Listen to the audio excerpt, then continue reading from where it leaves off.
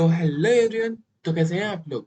आज हम एक और नई वीडियो के साथ आज हम देखने वाले हैं पाइथन के अंदर ऑब्जेक्ट ओरिएंटेड प्रोग्रामिंग क्या होती है। तो चलिए वीडियो को शुरू करते हैं। हम चले जाते हैं VS कोड के अंदर। यहाँ पे मैंने आपके लिए नोट्स खोल के रखे हैं। तो पहले हम देख लेते हैं नोट्स के अंदर क्या लिखा हुआ है। तो हम देख लेते हैं कॉन्सेप्ट ऑफ ऊप्स। ऊप्स क्या होता है, जो हमारी पाइथन है उसके अंदर क्या होता है कि ये ऑब्जेक्ट ओरिएंटेड प्रोग्रामिंग लैंग्वेज है। तो ये क्या होती है, ये फोकस्ड ऑन क्या होती है, किस पे, ऑब्जेक्ट पे भी फोकस्ड होती है। एक होती है प्रोसीजर ओरिएंटेड प्रोग्रामिंग लैंग्वेज, वो फोकस्ड होती है प्रोसीजर पे। बट हमारी पाइथन है ऑब्जेक्ट पे फोकस्ड होती है। ये जनरल पर्पस जो भी लैंग्वेज होती है बहुत सारी, जैसे सी प्लस प्लस हो गया, जावा हो गया, उन सबके अंदर ऊप्स होता है। वैसे हमारे पाइथन के अंदर भी ऊप्स होता है। तो हमको ये पाइथन के अंदर ऊप भी सीखना जरूरी है, क्योंकि ये पाइथन का एडवांस फॉर्म होता है ऊप्स। ये हमारे काम आती है डेवलप एप्लीकेशन। तो एप्लीकेशन को डेवलप करना हो, जब हम ऊप्स के ऊपर फोकस कर रहे हो, ऑब्जेक्ट के ऊपर हम अगर फोकस कर रहे हो, तब हमको क्या करना है, एक एप्लीकेशन को डेवलप करना है। तो हमको काम आएगी ऊप्स, काम आएगी। और अगर हमको कोई क्रिएट करनी है क्लास और ऑब्जेक्ट, हमको क्लास या ऑब्जेक्ट क्रिएट करने के लिए क्या काम आती है, हमारी ऊप्स काम आती है। क्योंकि ये क्या किस पे वर्क करती है, सिर्फ क्लासेस एंड ऑब्जेक्ट्स के ऊपर काम वर्क करती है। आज से आप क्या करेंगे, जो ये ऑब्जेक्ट्स होते हैं इनको आप वेरिएबल्स मानेंगे। जो वेरिएबल्स होते हैं वही ऑब्जेक्ट है, और जो ऑब्जेक्ट है वही वेरिएबल्स है। ओके। तो ऑब्जेक्ट ओरिएंटेड प्रोग्रामिंग में क्या होता है, ये डिजाइन होती है किसके लिए, तो program using class and objects. Objects और क्लास के थ्रू प्रोग्राम करने के लिए ये डिजाइंड होती है ऑब्जेक्ट ओरिएंटेड प्रोग्रामिंग। ऑब्जेक्ट क्या होते हैं, ऑब्जेक्ट होते हैं हमारे real world entities, such as book, house, pencil etcetera. मतलब ऑब्जेक्ट वो चीज होती है जिनके अंदर बहुत सारे कुछ फंक्शंस, वेरिएबल्स उनके अंदर पाए जाते हैं, वो होते हैं ऑब्जेक्ट। जो क्लास को कॉल करने के लिए काम आते हैं उनको बोलते हैं ऑब्जेक्ट। इनके थ्रू हम क्या करते हैं, क्लास के जो भी फंक्शंस और होते हैं ना, इनको कॉल कर पाते हैं।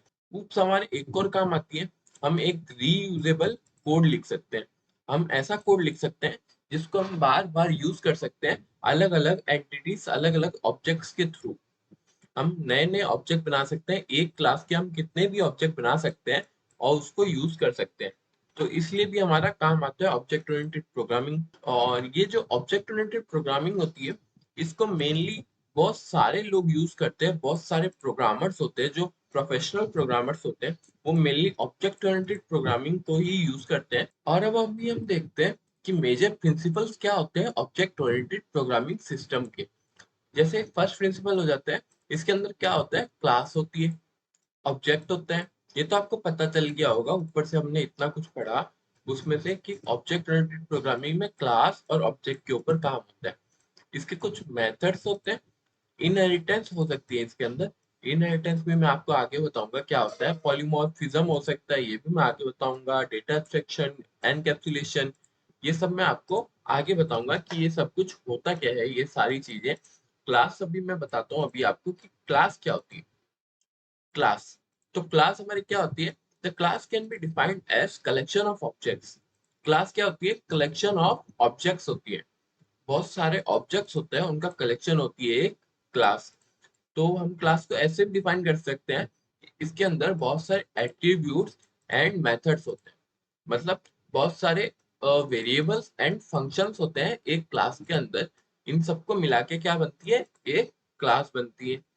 एग्जाम्पल के लिए हम देख लेते हैं, अगर हमारे पास एक एम्प्लॉय नाम की क्लास है, तो उसके अंदर एक एट्रीब्यूट होगा और एक मेथड होगा।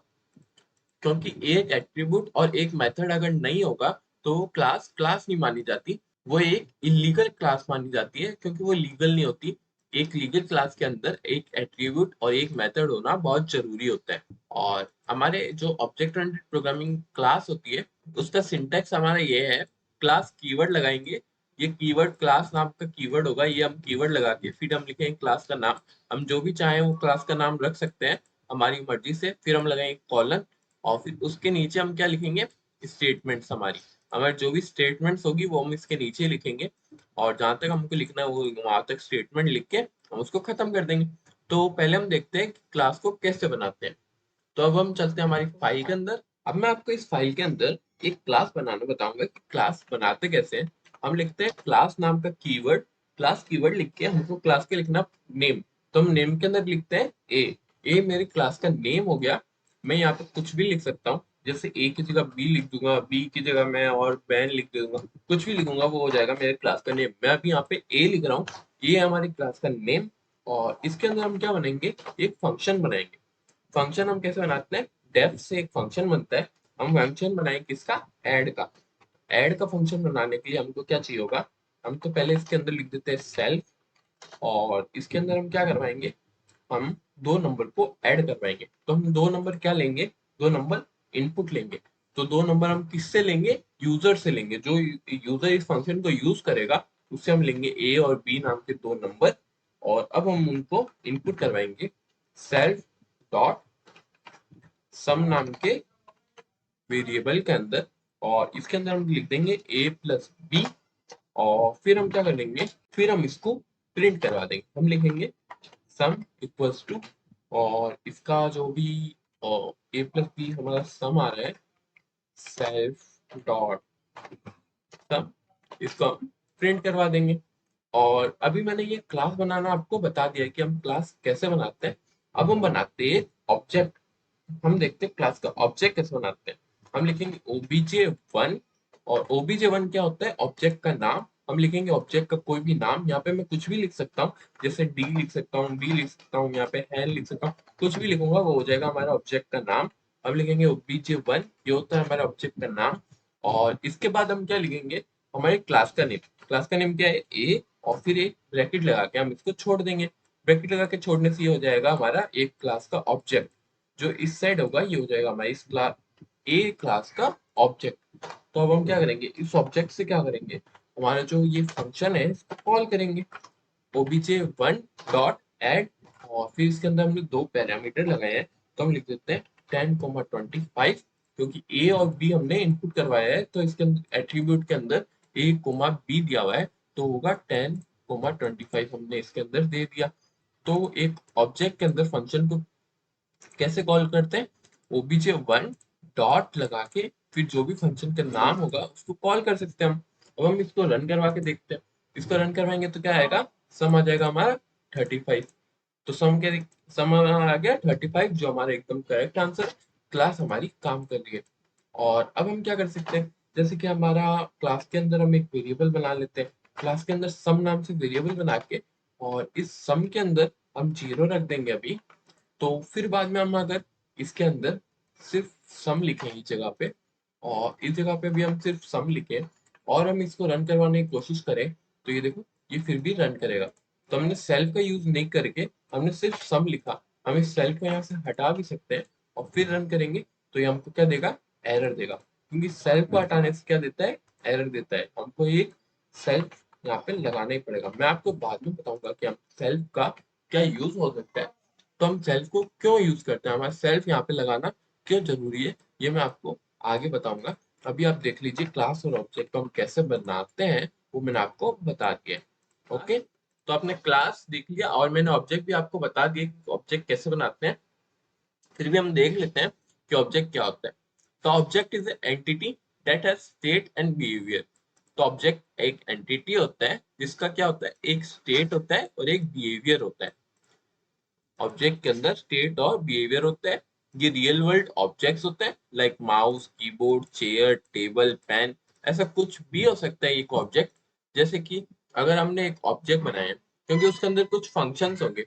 अगर हम एक ह्यूमन बॉडी को देखें, तो हमारा जो ब्रेन होता है उसके अंदर बहुत सारे फंक्शन होते हैं। जैसे कि हमको अगर हाथ हिलाना है, तो हम हाथ कैसे हिलाएंगे, हमारा जो ह्यूमन ब्रेन है उसके अंदर क्या होगा, एक फंक्शन होगा, वो बोलेगा हमको कि हाथ हिलाओ। हाथ ऊपर करना है तो हम हाथ ऊपर करेंगे, हाथ नीचे करना हो तो नीचे करेंगे, पैर आगे चलाना तो आगे चलाएंगे, पीछे चलाना है पीछे चलाएंगे। तो उससे वो किससे होता है, हमारे फंक्शन से होता है। तो ये ऑब्जेक्ट्स क्या होते हैं, ऑब्जेक्ट्स हमारे वो होते हैं जैसे कि जो उन फंक्शंस को कॉल करने में हमारी मदद करते हैं।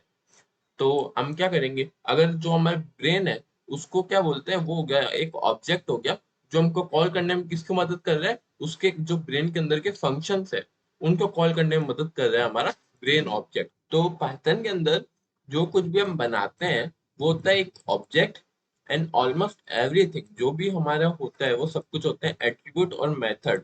ये कैसे होते हैं? क्योंकि हमारे जो क्लास है, हम जो मॉड्यूल बनाते हैं उन मॉड्यूल्स के अंदर होती है और लिस्ट ऑफ क्लासेस होती है, जिन क्लासेस के थ्रू हम उनके फंक्शंस को एक्सेस कर पाते हैं। तो हमारे मॉड्यूल्स के अंदर लिस्ट ऑफ फंक्शंस होते हैं जो इन द क्लासेस होते हैं। तो उनको हम एक्सेस कैसे कर पाते हैं? मॉड्यूल्स के जो भी ये ऑब्जेक्ट्स होते हैं, जैसे हमने मैथ का कोई फंक्शन यूज करा तो मैथ डॉट लगा के फिर हम यूज करेंगे ना फैक्टोरियल, मैथ डॉट फैक्टोरियल। तो मैथ क्या है? उस क्लास का ऑब्जेक्ट है जिसके थ्रू हम उसके फंक्शंस को एक्सेस कर पा रहे हैं। तो वो होते हैं हमारे एट्रीब्यूट और मेथड के through. All function have a built in attribute. सब फंक्शन का एक बिल्ट इन एट्रीब्यूट होता है जो होता है डॉक टाइप का। ये डॉक टाइप का एट्रीब्यूट ऐसे ही मतलब डॉक स्ट्रिंग होती है और कुछ नहीं होता। तो ये एक डॉक स्ट्रिंग रिटर्न करता है और कुछ नहीं रिटर्न करता। और जब हम क्लास को डिफाइन करते हैं, it needs to create an object to allocate the memory. Consider the following example. तो अब अगर हमने एक क्लास को डिफाइन करा है तो वो मेमोरी के अंदर हमारी बहुत कम जगह देगा, मतलब जगह लेगा ही नहीं जब तक हम उसको ऑब्जेक्ट नहीं बनाएंगे। अगर हमने क्लास को ऑब्जेक्ट बना लिया तो वो क्या लेगा? मेमोरी के अंदर जगह लेना स्टार्ट कर देगा। नहीं तो क्लास क्या होगी? क्लास जो सेकेंडरी मेमोरी होगी उसके अंदर स्टोर रहेगी। जब तक वो प्राइमरी मेमोरी में तब तक नहीं आएगी जब तक हम क्या बनाएंगे? ऑब्जेक्ट नहीं बनाएंगे, तब तक वो प्राइमरी मेमोरी के अंदर नहीं आएगी, वो एक्सेस नहीं कर पाएंगे। जैसे कि हम एक एग्जांपल देख लेते हैं। ये जो कार नाम की क्लास है, इसके अंदर एक फंक्शन है इनिट नाम से। जो ये इनिट नाम का फंक्शन है, इसके अंदर सेल्फ और दो एट्रीब्यूट दिए हुए हैं। सेल्फ तो हम लिखते ही हैं, इसके साथ में दो एट्रीब्यूट कौन से हैं? मॉडल नेम और ईयर। ये दो एट्रीब्यूट हमने दिए हुए हैं इसके अंदर।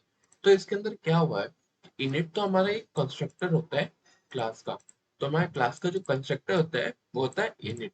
ठीक है। और सेल्फ डॉट मॉडल नेम से हमने क्या लिखा है? इसके अंदर हो जाएगा हमारा मॉडल नेम, ये होता है हमारा मॉडल नेम। और सेल्फ डॉट ईयर के अंदर हमने क्या रखा है? इसके अंदर आ जाएगा ईयर। तो ये हमारा होता है ईयर। तो सेल्फ डॉट ईयर के अंदर आ गया ईयर और सेल्फ डॉट मॉडल नेम के अंदर आ गया हमारा मॉडल नेम। और हमने अभी इसके अंदर सेकंड फंक्शन के अंदर हमने क्या करा है? डिस्प्ले करवाया है किसको? जो भी हमने मॉडल नेम और ईयर को इनपुट करा था उसको डिस्प्ले करवा लिया। हमने एक ऑब्जेक्ट बनाया है किसका? C1। इस क्लास का ऑब्जेक्ट बनाया है, कार नाम की जो क्लास है उसका ऑब्जेक्ट बनाया है इसके अंदर। और हमने क्या करा है? हमने लिखा है जो भी ऑब्जेक्ट का हमारा नाम होगा वो ऑब्जेक्ट का नाम लिख दिया हमने, इक्वल्स टू लगा के। हमने लिखा क्लास का नाम और ब्रैकेट के अंदर हमने क्या दे दिया? जो हमसे दो पूछे गए हैं। दो ये जब भी कंस्ट्रक्टर के अंदर पूछा जाए तो हम क्या करेंगे? जब ऑब्जेक्ट बना रहे होंगे उसके अंदर ही हम कंस्ट्रक्टर के अंदर जो भी पूछा गया है वो हम इसके अंदर इनपुट करवा देंगे। ओके। जब भी हमारे से कंस्ट्रक्टर के अंदर कुछ पूछा जाए, जैसे इसके अंदर क्या पूछा गया है? मॉडल नेम और ईयर को हमको इनपुट करना है, इसके अंदर इनपुट करना है। तो हमको क्या पूछा गया है? मॉडल नेम और ईयर को इनपुट करो। तो हमको कंस्ट्रक्टर के अंदर पूछा गया है, इसलिए हम उसको क्लास बनाते वक्त ही इनपुट करवा देंगे कि हमारे कार का मॉडल नेम क्या है? टोयोटा। और ईयर कौन सा है? 2016। तो हमने क्या करा? C1 डॉट डिस्प्ले कर दिया। तो डिस्प्ले से क्या हुआ? डिस्प्ले से इसने ये मॉडल नेम को और ईयर को प्रिंट करवा दिया। तो ये हो जाता है हमारा कार का मॉडल नेम और ईयर। और ये देखो टोयोटा 2016, ये आ गया हमारा। क्लास और ऑब्जेक्ट हमारे ऐसे वर्क करते हैं। ये होता है हमारा कंस्ट्रक्टर और ये होता है हमारा फंक्शन। इसको बोल सकते हो आप क्लास फंक्शन, और ये होता है कंस्ट्रक्टर जो हमारी सिर्फ क्लास के अंदर यूज आता है। ओके। और कंस्ट्रक्टर के बारे में और भी मैं आपको बाद में बताऊंगा। अभी आपको बस क्लास और ऑब्जेक्ट को देखना है कि हमने उसको कैसे बनाया है और कैसे उसको यूज करा है हमने। तो हमने देख लिया ऑब्जेक्ट ओरिएंटेड प्रोग्रामिंग हमारी क्या काम आती है, और उसके अंदर क्लासेस एंड ऑब्जेक्ट्स क्या होते हैं और उनको बनाते कैसे हैं वो भी हमने देख लिया है। और बाकी में जो नेक्स्ट वीडियो है उसके अंदर मैं आपको बताऊंगा कंस्ट्रक्टर क्या होते हैं, मेथड्स क्या होते हैं, इनहेरिटेंस, और ये जो बाकी हमारे बच गए पॉलीमॉर्फिज्म, डेटा एब्स्ट्रैक्शन और एनकैप्सुलेशन, ये मैं आपको नेक्स्ट वीडियो के अंदर बताऊंगा। तो मिलता है आपसे नेक्स्ट वीडियो के अंदर। तब तक के लिए स्टे ट्यून, स्टे सेफ।